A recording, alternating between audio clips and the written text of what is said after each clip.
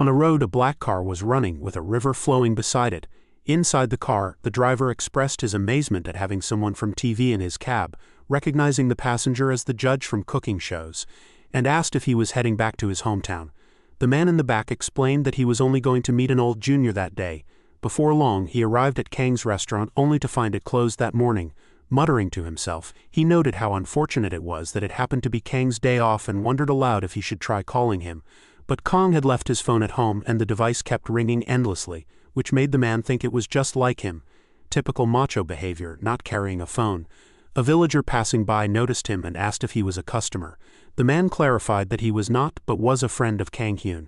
The villager's face brightened as he recognized Kang Hyun as the chef, explaining that the man was helping out at the farm that day and that was why the restaurant was closed. Shocked, the visitor questioned internally whether Kang Hyun was really working on a farm. The villager pointed down the road and suggested he go take a look. The man found it strange, thinking Kang Hyun had never cared about anything except cooking, and wondered if this was some kind of farm-to-table idea. In his mind, he pictured Kang furiously farming, shouting that he could not trust anyone else's hands and would grow everything on his own. Thanking the villager, he headed off. At the farm, he was mesmerized by the sight of a vast field of cabbages, realizing it was no small weekend garden. Nearby, a group of farmer women were chatting and eating happily. When he approached and asked about Kang Hyun, they told him that the chef had just left and wanted to know who he was. He explained he was a friend looking for him. Another woman explained that Kang had gone to play with some children who had begged him to join. The man frowned in confusion, unable to believe Kang Hyun was spending time with kids, since that did not sound like him at all.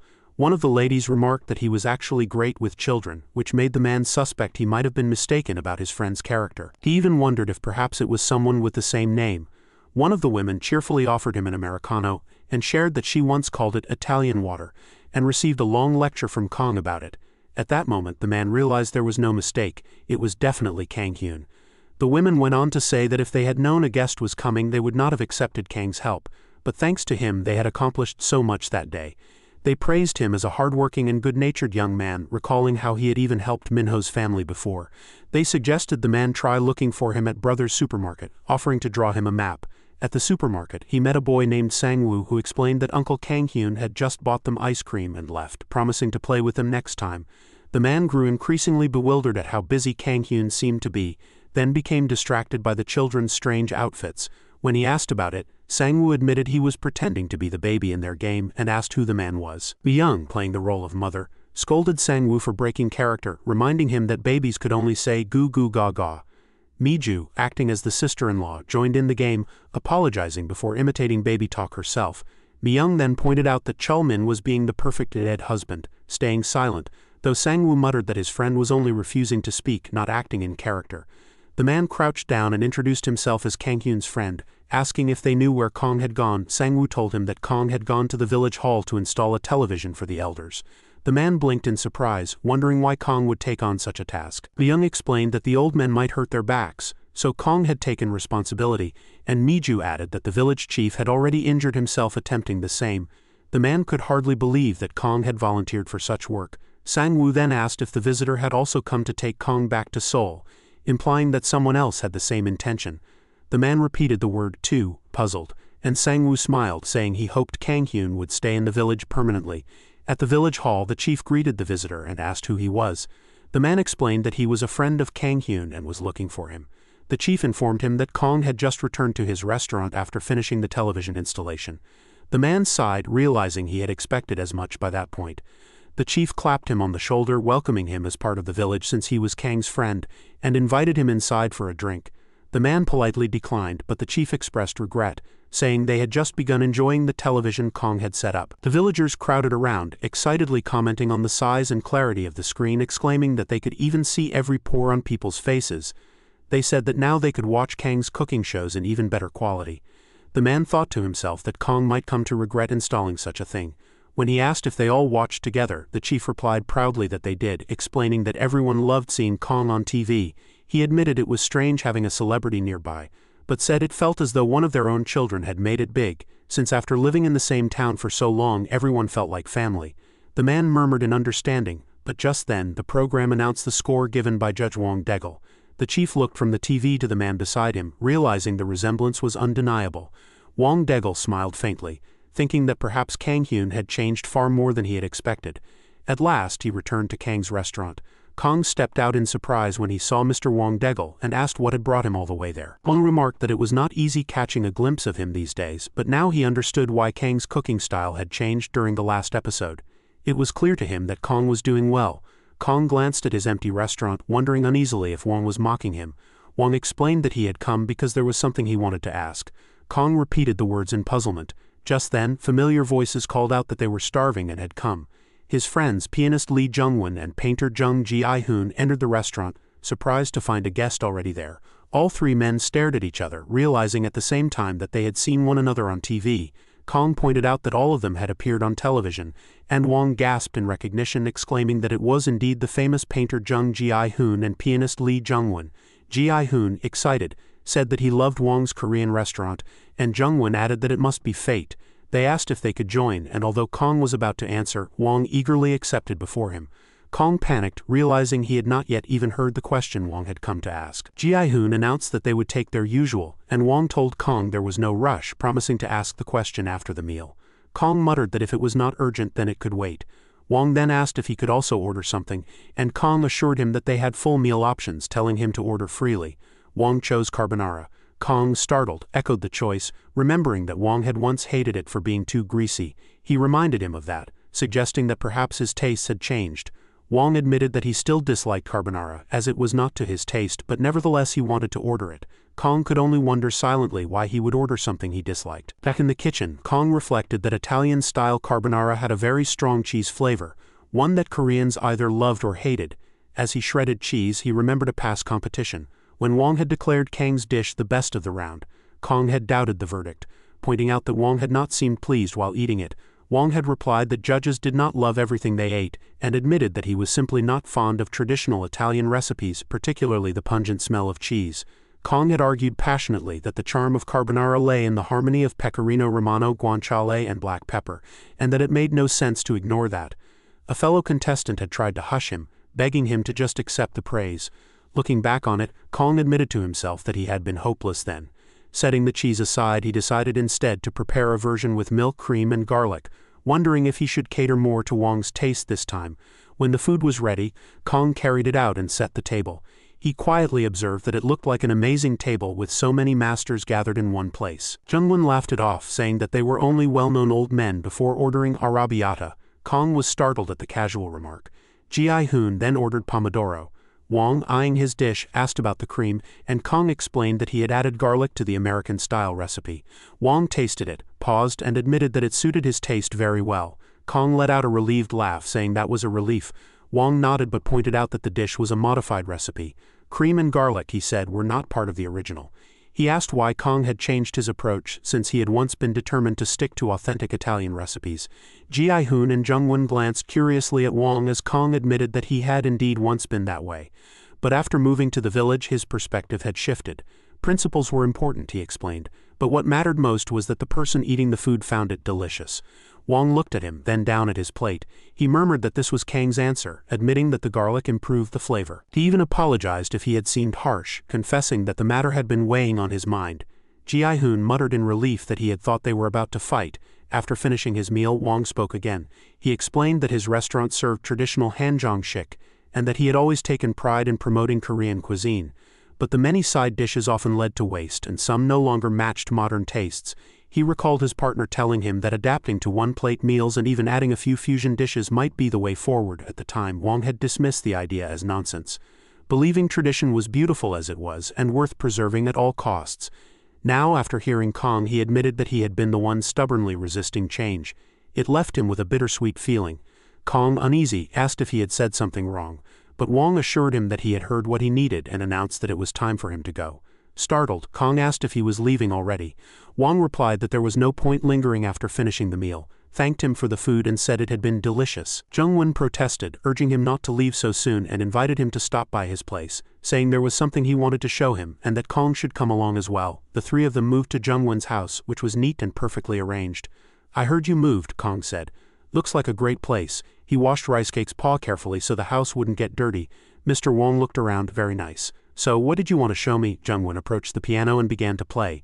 Mr. Wong raised a brow. Wait, the big surprise was the piano? That's lovely, it's beautiful. But I don't recognize this classical piece. Who composed it? Kong frowned slightly. I actually find it familiar. It's like I've heard someone play it before. Then a memory surfaced. His friend pleading, stream my group's new song please. Kong had asked, stream like, music streaming. He froze. Wait a sec. Another flashback came. A blonde idol singing, who's the girl next to you? Your girlfriend tilde, then we'll fight. Winner gets to be your girlfriend tilde. This place is now the Coliseum tilde. It's a death match. Life on the line tilde. Claim your girl. Kang's eyes widened. It's an idol song? Mr. Wong blinked.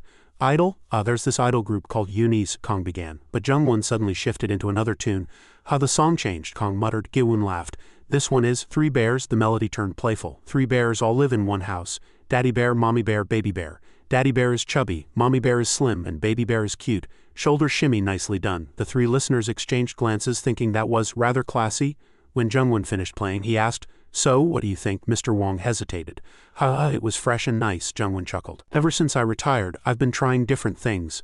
I've rearranged classical music with band instruments and even turned idol songs into classical arrangements. You know, I spent my whole life trying to promote classical music, but oddly enough, it's these kinds of videos that get better responses. Mr. Wong frowned slightly. That doesn't sound like something to laugh about. That people recognize you more for that. It's just, he trailed off. Jungwon sighed. Honestly, it's kind of disheartening. I walked so hard and fast, never looking back toward my goal. But when I finally looked to the side, I saw a new path waiting there. And it wasn't just new, it was wider and led even farther. Maybe it's just natural since times have changed, but I couldn't help feeling a little empty inside. Still, when I look back, I realized the path I walked helped create all these other roads.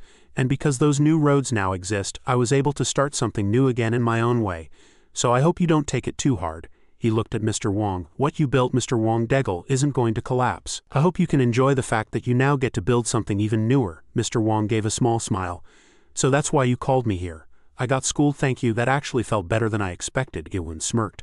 So you've become a philosopher now that you're retired? Seriously, the way you pull off a performance is amazing, Jungwon said proudly. That's the poise and dignity of a true senior, Giwon shot back. Who says you're my senior? This won't do, Mr. Wong Degel. Time we showed the power of the active duty generation. How about a spectacular dish that'll make him call us senior himself? Let's raid his liquor stash while we're at it, Mr. Wong laughed. Sounds great. I'm always up for a challenge. Kong, watching them, felt warmth in his chest. I want to be like that when I'm older. Jungwon teased. You just want to eat Mr. Wong Degel's food, don't you? Busted, Giwon grinned. Then Mr. Wong turned to Kong. Kang-hyun, yeah, Kong answered. Thanks, said Mr. Wong. But I didn't do anything, Kong exclaimed. Mr. Wong shook his head. In the end, it was your cooking that made me let go of my stubbornness. That's something to be thankful for. Kong rubbed his neck. I just made some food. Now I feel awkward. Mr. Wong tied on an apron. All right then, just as you said, I'll treat you to dinner tonight. I'll help too, Kong said quickly. Dinner made by the most famous chefs in Korea. I'm excited, Giwon cheered. Tori and Rice Cake wagged happily. Jungwon said, haha, feel free to use everything I have in the house. Both master chefs enthusiastically prepared dishes and presented them with pride. Jungwon took a bite.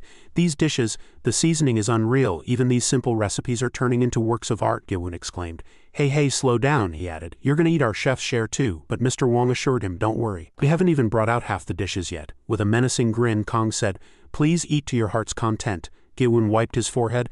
Gosh, those words are both exciting and terrifying.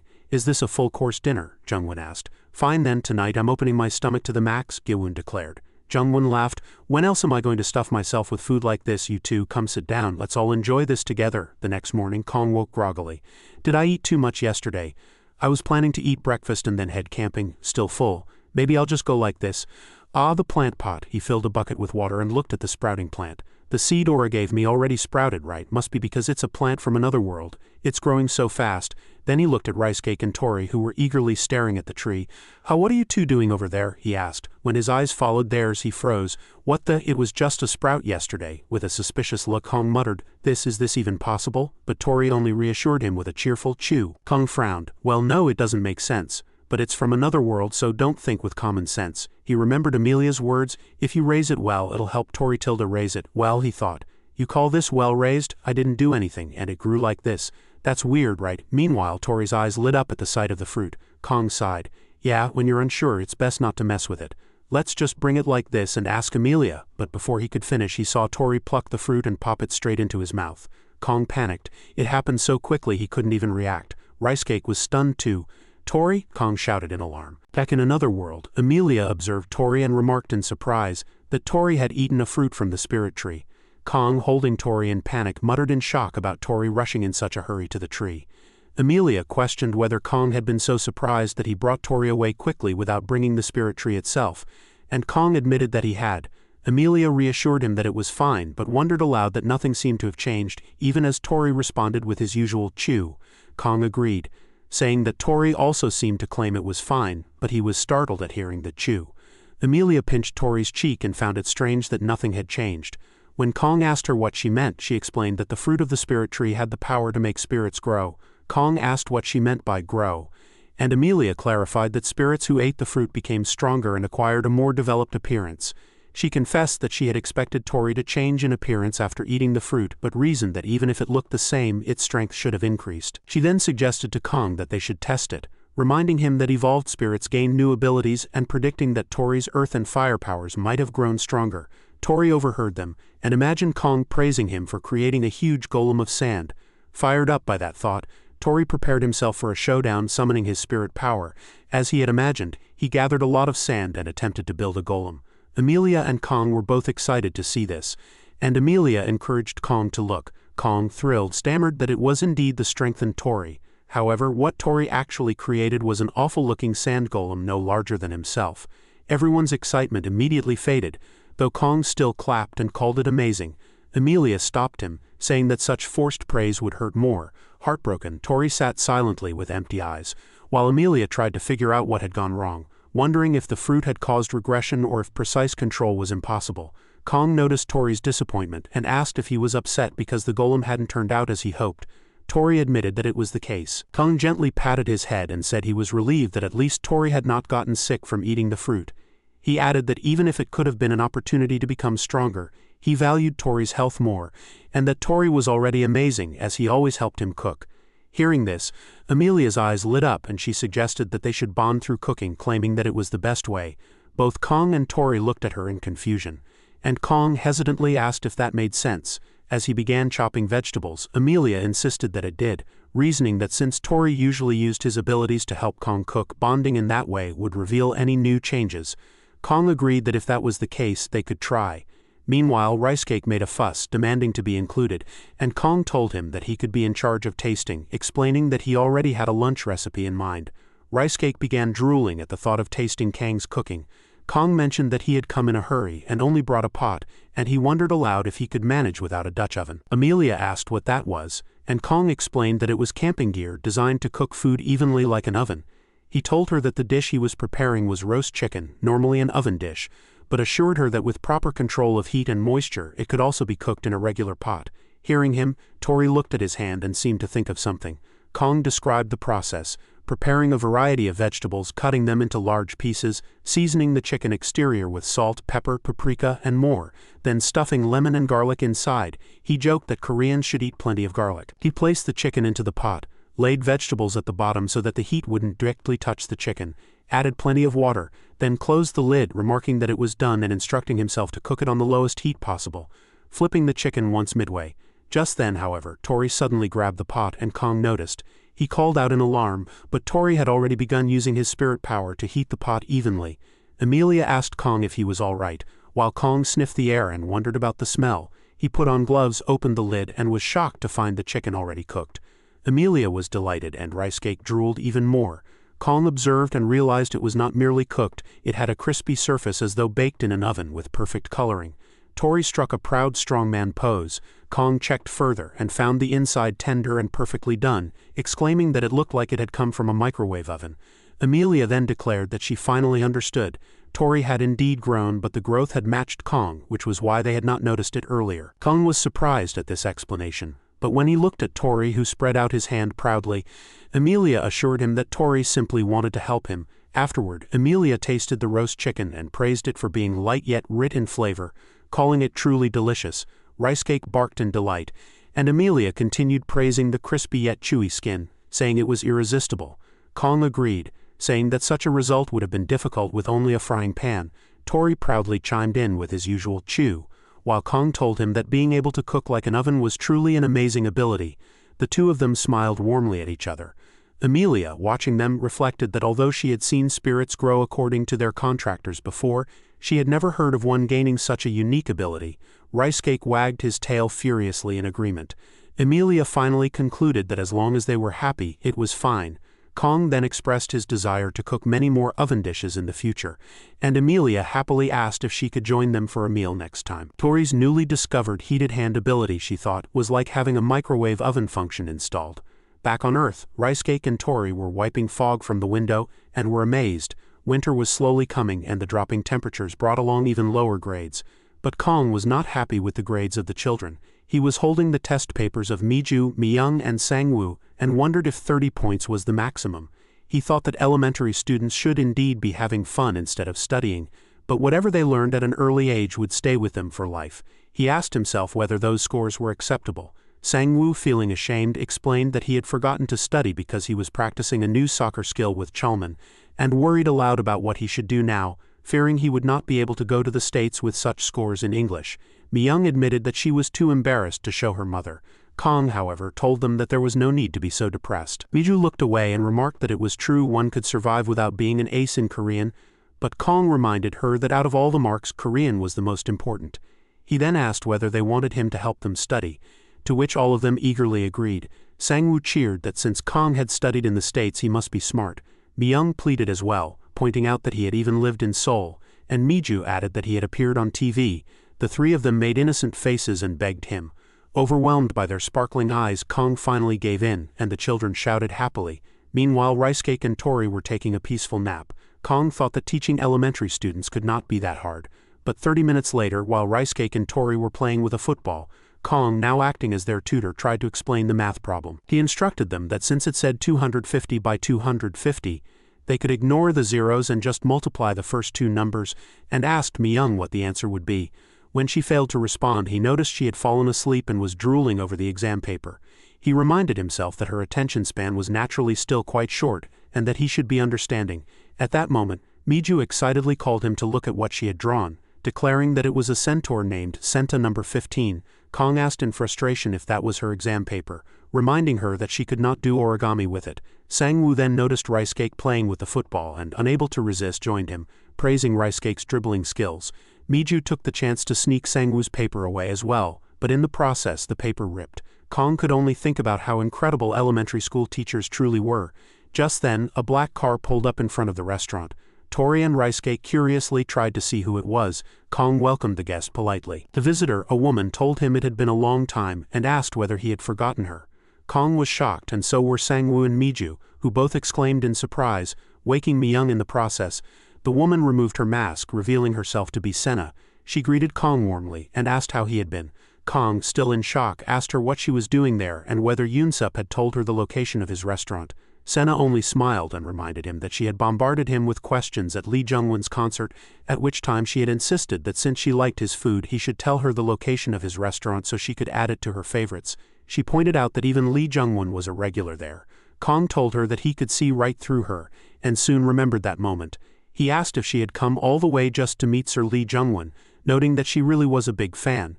Senna quickly tried to shift the conversation and said that there were other reasons too. When Kong asked what other reasons she meant, she ignored the question and instead asked who the children behind him were.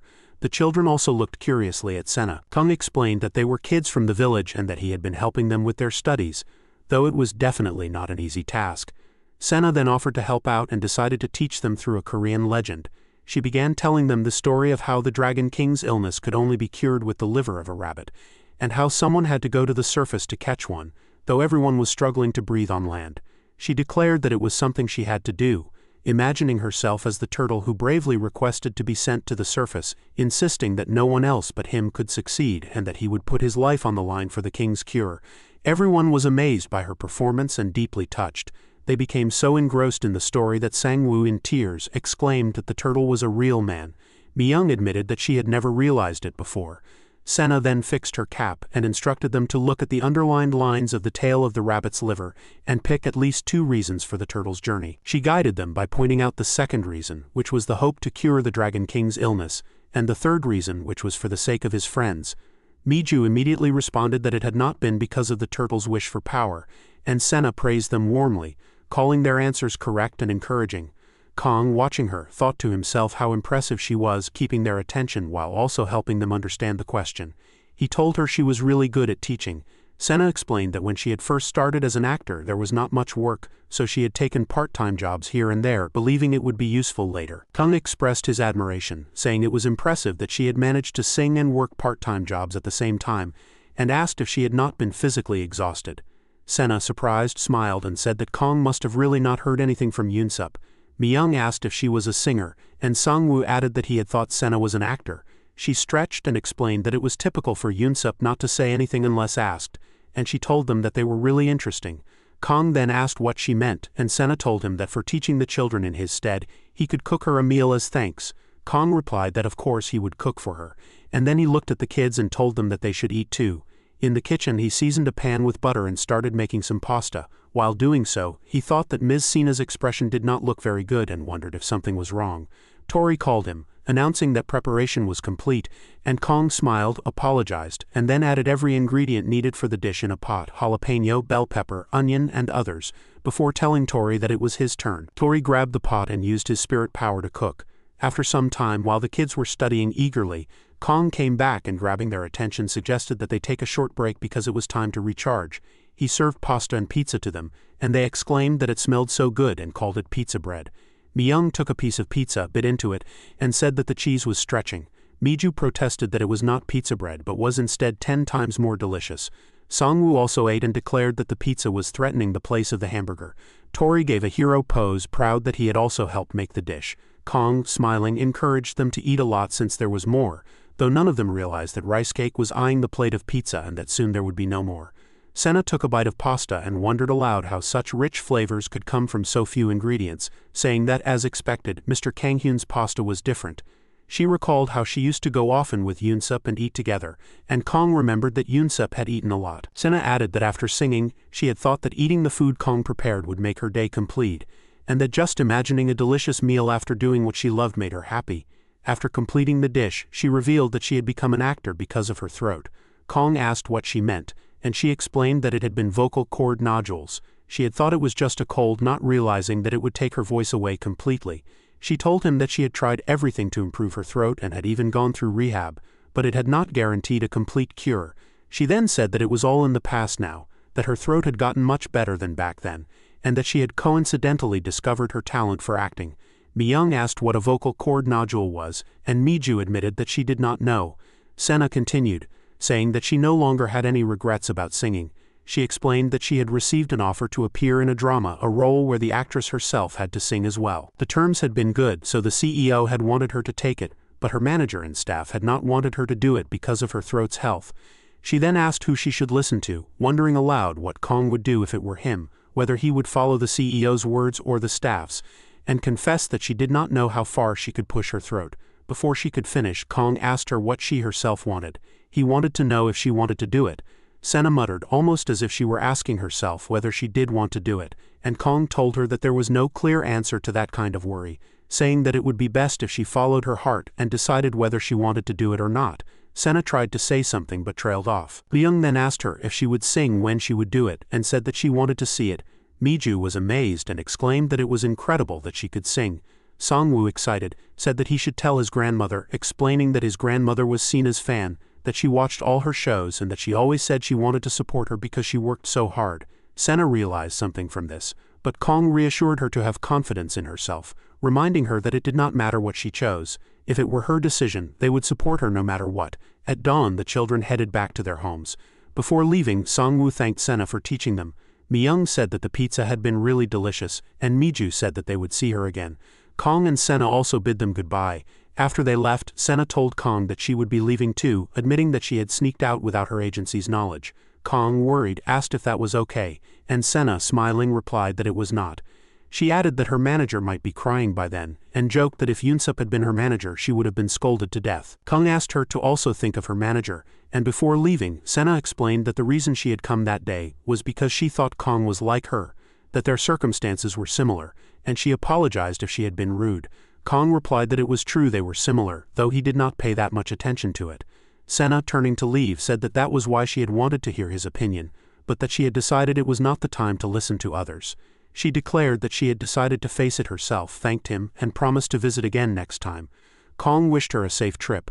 He thought to himself that she had really swept in and left like a typhoon, and admitted that it was true they were similar, as he too had not been able to do what he loved. But he reflected he had gotten better thanks to Rice Cake. Looking at Rice Cake, he thought that he wanted to help Senna but could not make her eat Rice Cake's saliva. Rice Cake came to him and barked, and then Kong suddenly realized that he had had this same worry before. He remembered giving pianist Jungwon food mixed with Rice Cake's saliva, and realized that he could do the same for Senna too. Remembering the smelly fruits, Kong said that he understood. Thinking of Cassandra, he thanked her in his heart and promised that he would repay her later with premium Korean beef. He grabbed the fruit and noted that it was the same fruit that had healed Lee Jung-won's wrist, so its effect was guaranteed. The problem, he thought, was figuring out how to give it to her. Rice Cake and Tori were there as well, covering their noses. Kong considered that making it into ravioli might be the best idea, but since she often worked outside, it would be nicer if it were easy to carry and eat. He turned around, wondering if something like that existed. When he opened the fridge, he saw sauce and airtight containers. Then his gaze fell on a jar of pickles and he wondered if preservation might work. He decided that turning the fruit into a syrup would make it easy to eat. He began the process. To reduce the fruit smell, he soaked it in lemon juice for about 10 minutes, then scrubbed the surface well with baking soda. After slicing it evenly, he mixed it with sugar in a 1-to-1 ratio. To lessen the odor further, he put it in a glass jar with a few slices of ginger and the preparation was complete. Meanwhile, in a gym, actress Senna was running on a treadmill when she noticed something on her mobile phone. It was a message from Kang Hyun which she wondered about as she opened it. The message explained that he had obtained a fruit that was good for the throat and had made it into fruit syrup. He offered to share some with her if she wished, either by courier to her work address or through Yonsei. Senna wondered about fruit syrup. On the other side, Kong noticed that she had replied. Reading her message, he saw that her company did not accept food deliveries, so she asked him to send it to her house instead, mentioning that she loved fruit syrup and thanking him before giving her address. Kong thought awkwardly that she had given out her address too casually, and wondered if it was really okay. Meanwhile, Tori was hanging onto the pickle jar, wishing to have some. Kong looked at the jar and reasoned that he should not send all of it. Since one jar would last her a long time, he thought about giving the rest to the village elders. The scene shifted to the village chief, who was excited while holding the pickle jar Kong had given him. The chief said that ever since he had started mixing the syrup with alcohol, he felt as if his health had improved. Another villager agreed, saying that even though it smelled a little, it was medicinal liquor. Yet another added that drinking it made pain disappear. The chief insisted seriously that even his back felt better. One villager laughed and claimed that not only his back but also his knees and shoulders had improved. Another challenged the others, saying he could prove it if they didn't believe him. That day, the village chief supposedly plowed the whole field by himself. Meanwhile, the scene shifted back to Senna.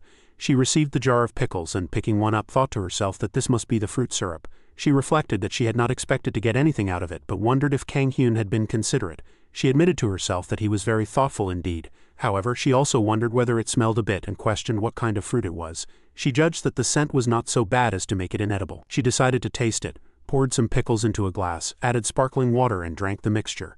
Delighted, she thought that it tasted far better than it smelled. Picking up a pickle with a fork, she considered that it might be nice to have a cup whenever she needed sugar while working. Eating it, she noted that it was sweet, though it still smelled a little. Then she noticed a letter on the jar, picked it up and read it.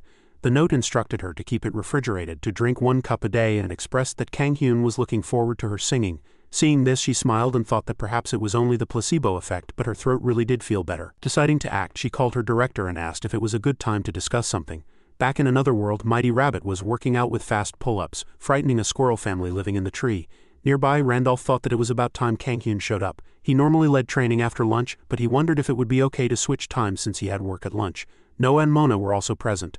Noah said he didn't mind and Randolph thanked him, adding that Kang Hyun had been improving in training lately. Meanwhile, Mona was poking at a grass root as a plaything.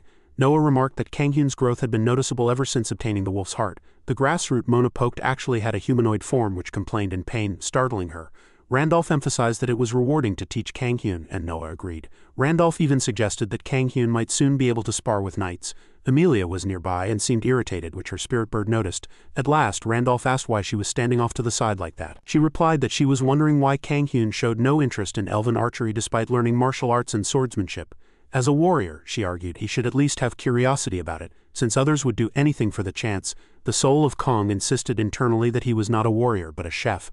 Amelia continued that although she had helped him commune with spirits, she had not taught him anything else. Randolph thought that she probably felt left out. When Noah tried to say that Kang Hyun was simply better at martial arts than archery, Randolph cut him off, explaining that Kang Hyun was not uninterested but simply lacked the stamina for more training. As a warrior, he was still a fledgling, and additional combat lessons would be too taxing. Kang's soul once again denied it, repeating that he was only a chef. Emilia admitted that it was true, anything requiring stamina would be difficult. Randolph reassured her not to take it personally. Meanwhile, the humanoid grassroots scolded Mona and she, frightened, became like a wet cat. Emilia concluded that in that case she would simply teach Kang-hyun something that did not consume stamina. Far from them, Kong looked at Rice-cake and Tori and suddenly felt chills. After many workouts, Mighty Rabbit took a break, sweating, then picked up a small furry animal to wipe his sweat before hopping away. Kong was soon sitting in front of Noah, Mona, and Emilia, with Rice-cake and Tori nearby as well. Kong asked what was going on. Emilia explained that since Kang-hyun always treated her to food and thanks to him she had tasted many delicious things, she thought that as a fairy she should repay him somehow. Kong wondered why this pattern felt so familiar. Noah sighed, recalling that Randolph had once promised to teach Kang-hyun swordsmanship in Chapter 10, and Noah himself had promised to teach martial arts in Chapter 20. Kong realized that this was the reason for his sense of déjà vu, and Emilia did not disappoint. She declared that she would teach him the fairy tea party, something not shown to just anyone. Kong tried to refuse, but Emilia urged him to at least pretend to hesitate. Noah interrupted, pointing out that with all his training, Kang-hyun had no time for tea parties, and scoffed. Emilia retorted, demanding why Noah was still there if his training was done. Noah said he stayed behind because he was worried she would try to snatch Kang-hyun. Emilia, irritated, insisted she was only offering a great opportunity. Mona, exhausted, lay nearby with Rice-cake and Tori asleep. Emilia, embarrassed, thought to herself that she had even obtained Elder's permission. Kong, trying to comfort her, suggested that perhaps he could treat it like a one-day class and try it once. Emilia brightened immediately and explained that the most important part of the fairy tea party was harmony with the spirits. Kong wondered why there had been no introduction at all. Emilia explained that depending on how one channeled the spirit's mana, the taste would change. She added that if he brewed with Tori, the tea would be even better, then told Kang-hyun to stand up. Hearing his name, Tori suddenly woke up, surprised, and wondered if they meant him. Then Emilia called her spirit bird, asking Sona to help. Kong saw the ceremony and was amazed as a lot of flowers bloomed with the help of Sona's spirit power that Emilia spread from her pouch. Kong took in the feeling while Emilia explained that when it bloomed into flowers like this, it meant the mana was brimming with purity. She instructed them to pour in fresh water infused with the spirit of the forest, wait for the color to seep out, and then pour it back into the teapot, saying that it was done and easy to follow. She encouraged them to try. Tori cheered at their performance while Kong admitted he still didn't understand at all. Tori then struck his head against Kong, showing that what he wanted was to copy what Sona and Emilia had done. Kong acknowledged this, saying the creature was full of energy, and joined in by starting to focus. He then picked up the flower pouch, wondering aloud if it would work if he dropped it there. Tori appeared confident. Kong threw some flowers into the air and Tori readied himself before using his firepower to burn all of them. Disheartened, Tori looked at the ashes and then turned back toward Kong with a little hope, asking if he could try mixing the ashes with the water. Kong refused, saying that if it was mixed it would just turn into ashes. Emilia then explained that Tori was still young and could not control its strength yet, but with a bit of training it would eventually be able to make fire that didn't burn. Feeling demotivated, Tori left the stage and Sona laughed while watching him. Noah then came to Kong and said there was no need to hear more. Mona also grabbed Kong, insisting they should just play. Noah complained that there was no reason to waste so much time brewing tea. Emilia, frustrated, asked them to at least try a cup of the tea she had made, assuring them that once they drank it they would understand its worth. Kong took a sip while Noah remained suspicious and Mona and Rice-cake cooled down their drinks. Kong was delighted with the taste, remarking that it was delicious, slightly bitter but with a rich depth of flavor that even cleared his head. Emilia and her spirit Sona proudly said that Fairy Tea Party drew out all of the leaf's properties and urged Kong to comment more. Noah, unimpressed, remarked that it was just fragrant water despite all the fuss. Mona, instead of agreeing, called for food instead of drinks.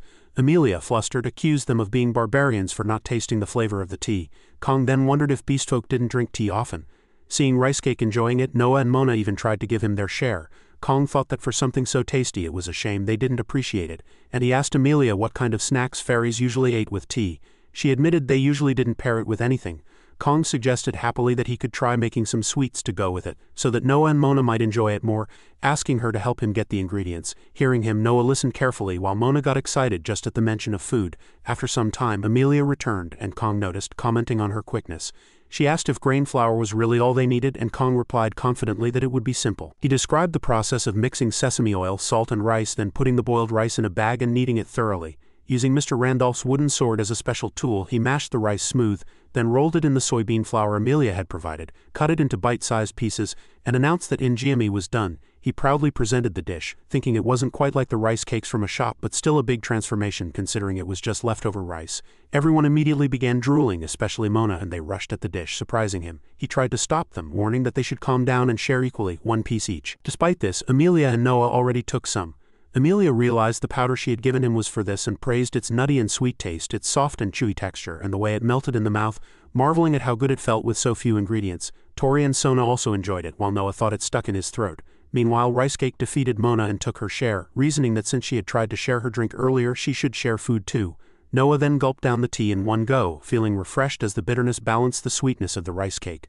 Kong asked if Amelia's tea was delicious and Noah admitted it wasn't bad. Kong insisted that Noah just wasn't used to it yet and would crave it later.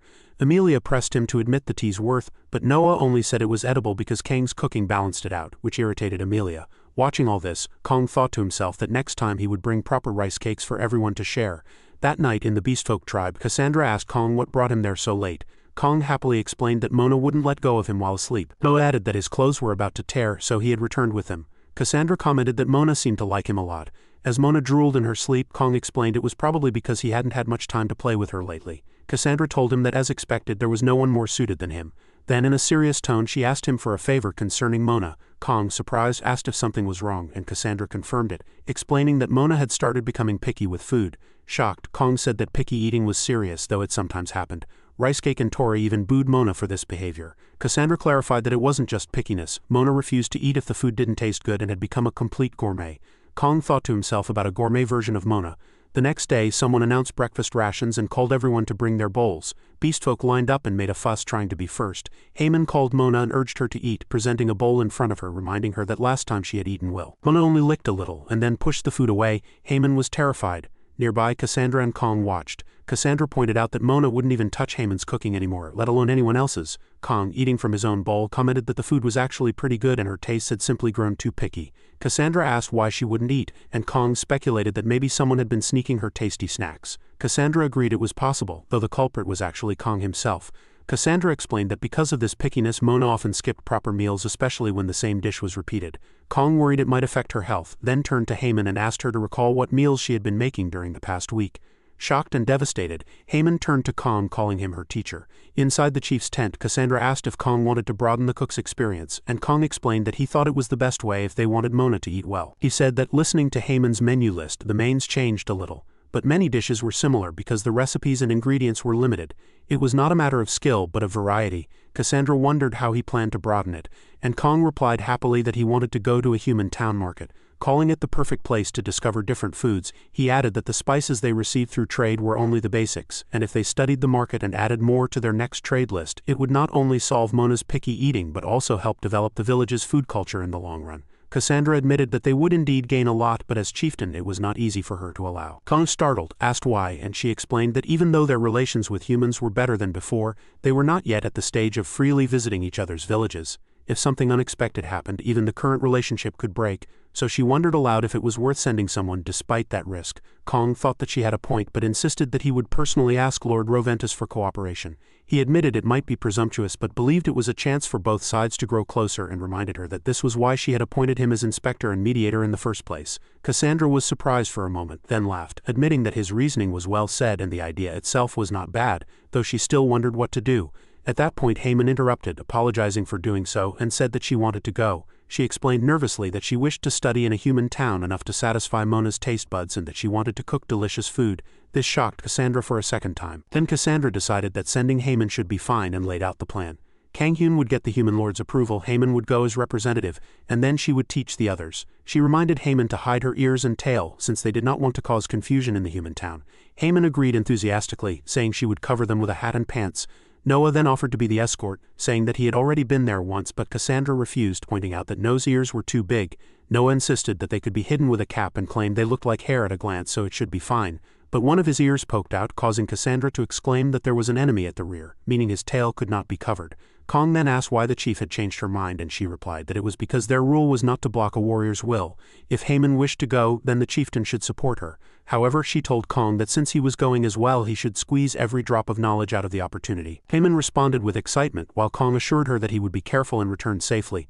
Mona then grabbed him too, letting out a nya. Cassandra asked Mona why she was joining without permission, but Mona did not hear and simply declared that she was going as well. Cassandra, now serious, asked if Mona had the resolve of a warrior.